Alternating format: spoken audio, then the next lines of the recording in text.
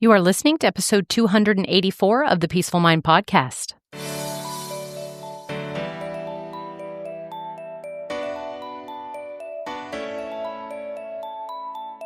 Welcome to the Peaceful Mind Podcast, a place for creating the peace of mind you need to be the best mom you are created by God to be.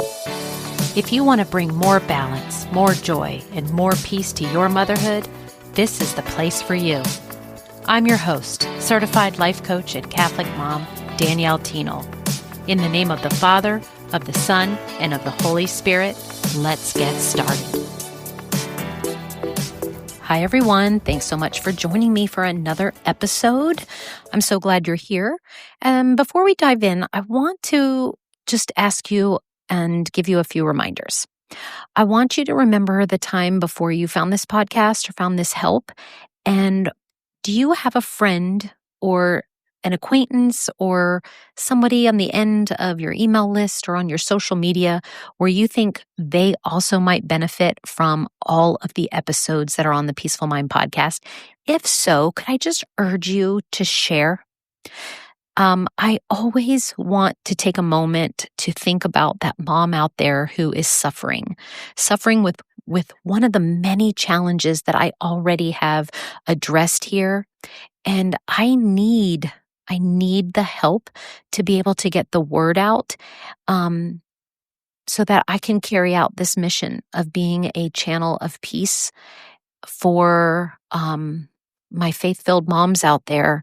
I want to thank you in advance and just, again, think about somebody out there who needs to be relieved from some shame she feels, or maybe she had a yelling episode and is feeling super guilty about it, or just needs a reminder of how to gain more peace of mind and less stress and overwhelm in her life. So that is the first kind of nudge I want to offer you today. And the second one is, I know that there are some longtime listeners out there who have heard my call again and again to come to a free call with me. And if you're someone who has been on the fence, on the edge, maybe been leery of what might that entail, I want to just ask you to first maybe pray about it, and second, muster up some courage. Because every single one of my clients who are now reaping the benefits of more balance, more joy, less overwhelm, less anxiousness about their lives, they are creating their goals, getting results, learned, and they are equipped with an education of tools and strategies. They have their mom toolbox filled up. They were in your shoes too. They could not benefit the way they are if they just were listeners. They needed to take action and to show up on my calendar. It's the only way I can help you. There is no further obligation beyond this call, but it is the only way to get inside of all of the program offerings I have and the one-on-one help. So I just wanted to give encouragement for those to at least explore it. Give yourself that opportunity and chance. All right, so today we are going to be talking about how to have a lighthearted view of trouble, because that's one thing we can count on, everyone, is that in this world there will be trouble. I was talking to a friend recently, and she said something that really kind of stuck with me. And of course, my brain is always scanning for things that could be an episode of the podcast, things that don't give people peace. And then I look for how to help solve them. And that's what this episode, she said, that's what this episode is for today. She said, I feel like I'm taking everything so serious and I've lost my ability to laugh. All right, can anybody else relate to that? I know I can. As moms, as women, as humans living in this world, it's so easy to get weighed down by the constant stream of challenges, disruptions, distractions, unexpected curveballs that life throws our way. But today, I'm going to be talking about something that I think can be absolutely life-changing, and that is learning to have more of a lighthearted view of trouble. Not because we're minimizing real problems or pretending everything is fine and hunky-dory when it's not, but because there's a perspective shift that can help us navigate the difficulties with more peace of mind. And yes, more laughter. So first, let's talk about what I mean by lighthearted, because I think this gets misunderstood sometimes. Being lighthearted about troubles doesn't mean pretending that problems don't exist in the first place. It doesn't mean laughing inappropriately at serious situations. It doesn't mean being flippant about real pain or injustice. And it doesn't mean avoiding responsibility or just hoping our problems will go away. But what being lighthearted does mean is holding our troubles lightly instead of gripping them tightly. It means maintaining a perspective about what's truly important, what matters the most. Being lighthearted means finding humor in life's absurdities when it's an appropriate time to do so. And being lighthearted means trusting that most problems are temporary and solvable. And being lighthearted means remembering that our identity and worth aren't determined by our current circumstances. Think of it this way.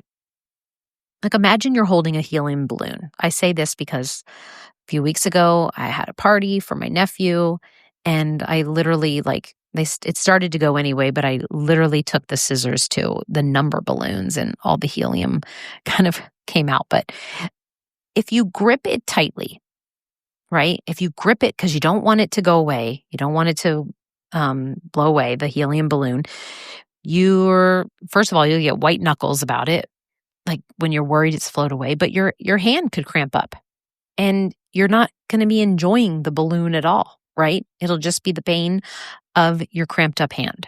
But if you hold on to it lightly, like with a more of an open hand, you can then keep enjoying it, right? While it's gently moving in the breeze and you don't have the pain in your hand. And that's what I'm talking about with our troubles. There's actually some beautiful research that backs this up, being pro more lightheartedness in your life. Studies show that when we can find appropriate humor in difficult situations, our stress hormones decrease, our immune system gets stronger, and our problem-solving abilities actually improve. And when we're not consumed by the weight of our troubles, we literally think more clearly. I remember reading about a study where they had people solve puzzles, like right after watching like either a comedy clip or some kind of video. And the comedy group solved significantly more puzzles correctly. Why? Because lightness creates mental space for creativity and solutions to bubble up. So how do we all actually cultivate more lighthearted views of our life? Well, let me share today 3 strategies that I believe can make a big difference for you.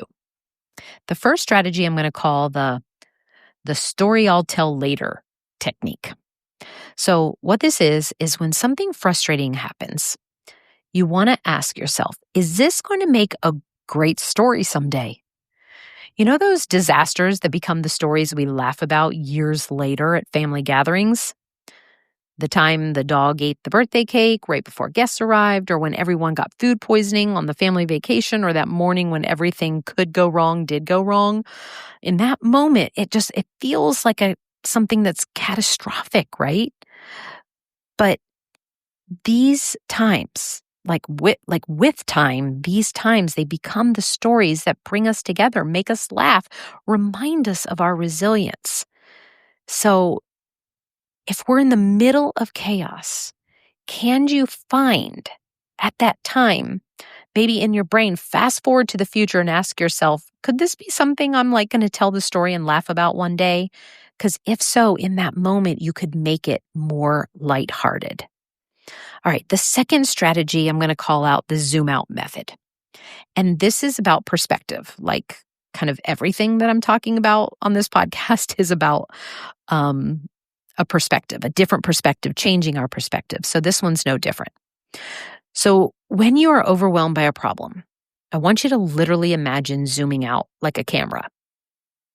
First, see yourself like in your house, then your neighborhood, then your city, then your state, then your country, then your continent, then the planet, maybe even all the way to the solar system, right? I know it sounds silly, but it does work because when you've gained that zoomed out view, that if you've gone all the way to the solar system, that cosmic perspective, will your problem matter?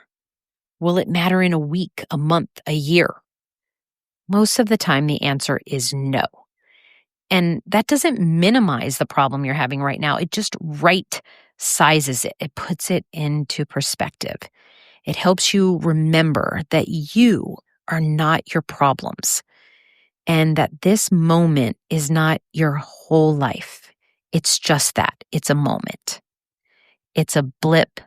It's an event. One of my clients, if they're listening to this particular episode, I'm sure she'll laugh out loud because blip and events, she'll know that I'm referring to her. All right, third strategy. What would I tell my best friend? It's kind of like a filter. I've done a whole podcast on this. I think it's called Best Friend versus Bully Brain.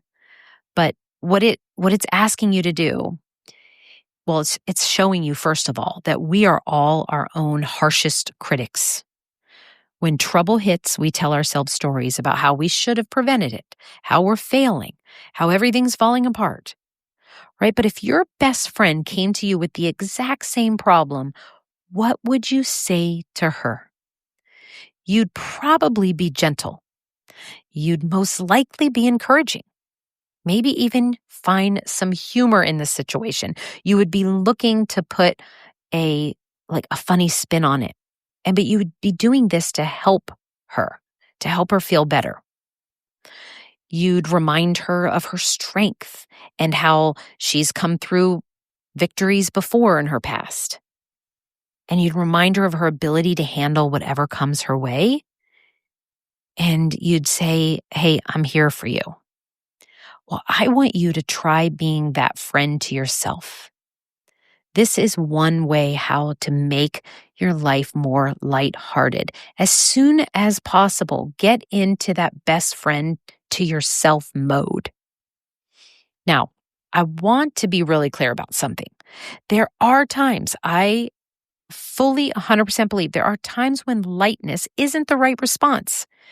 We could talk about serious illness, loss of a loved one, job loss, relationship breakdowns.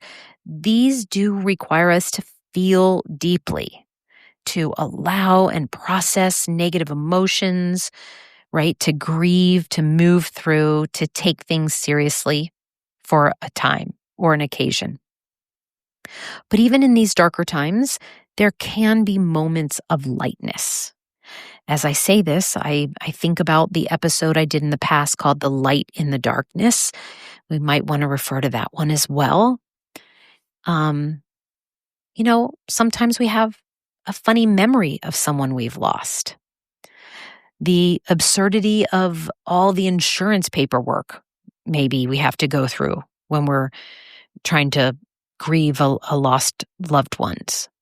Maybe the way our toddler still thinks everything is hilarious when your world feels like it's falling apart. Lightheartedness, it isn't about denying the pain. It's about not letting it consume every single corner of our experience that we're having. And here's what I've noticed. When we model this lighthearted approach to trouble, it gives everyone around us permission to breathe a little easier too. Mamas, I talk about this all the time, how you want to focus on all the things you want to be seeing from other people around you, whether it's calm or connectedness or listening. We want to model that first. Our kids see that problems don't have to equal panic. Our friends feel safer bringing our struggles to us because they know we won't catastrophize it with them. And there's something so beautiful about being the person who can find a smile in the storm, who can help others remember that this too shall pass, who creates space for both the difficulty and the lightness to coexist. It's exactly what I do in all of my coaching sessions, right? I point out the positive that you're not seeing, right? I remind you that this world will have trouble, that nothing has gone wrong, that not resisting this negativity is actually more helpful to serve your life. I definitely create space for both the light and the dark to be there. All right, my beautiful mamas, I want to leave you with this. You are stronger than your troubles, bigger than your problems, and more resilient than you know. The difficulties that you're facing today, whether they're big or small, don't define you. And you have my permission today to hold them more lightly than you have been. You have permission to find moments of joy, even in the hard times, permission to laugh at life's like craziness, and to trust that you can handle whatever comes your way. Tell yourself, I will figure it out. And this week, I want to challenge you all. I want you to try just one of the strategies. Maybe it's the zoom out method when you're stuck in traffic. Maybe the story I'll tell later technique when your morning goes sideways. And see what happens. See what happens when you choose lightness over heaviness, curiosity over catastrophe, peace over pressure. All right, everyone. I hope this will help add some lightheartedness to your life, or at least help you go finding where you can add it to your life and just maybe be more purposeful and determined the next time the heavy and the pressure comes, that you are going to have a lighthearted view of this trouble. All right, everyone. Thank you so much for spending time with me today. Remember, I love you all. I thank you so much for being here. Share it with somebody. Definitely read the show notes for all that is available to you with other resources that I have. And I'll talk to you again next week. All right. Until then, may peace be with you always. Thank you so much for tuning in to today's episode of the Peaceful Mind Podcast. If you found value in today's episode, I'd be so grateful if you could subscribe and leave a review. It not only supports the podcast, but ensures you don't miss out on future episodes packed with insights and tools to create peace of mind in your busy mom life. And if you're of the Catholic faith like me, or any Christian mom seeking to feel better in any area of your life and to show up more calm, connected, and confident, I can help. Become an empowered mom who knows how to bring about the changes you desire, no matter the circumstances. Whether you need one-on-one guidance to get there, prefer a group coaching program with like-minded women, or a self-study course, I've got you covered. Explore my private one-on-one packages, join my Busy to Balance group life coaching program, or delve into my signature course, Divine Time. To find out which path is right for you, let's meet and see what's the best fit. Schedule a free call with me at danielleteenel.com, or send me a direct message on Facebook or Instagram at Danielle Teenel Coaching. And also, don't forget to get your copy of my book, The Cyclone Mom Method, How to Call on Your God-Given Power to Remain Calm, in Control, and Confident as a Busy Mom. Dive into the digital and bonus audio version when you go to book.danielleteenel.com/new-book. You'll find all the details in the show notes too. Until next time, peace be with you always.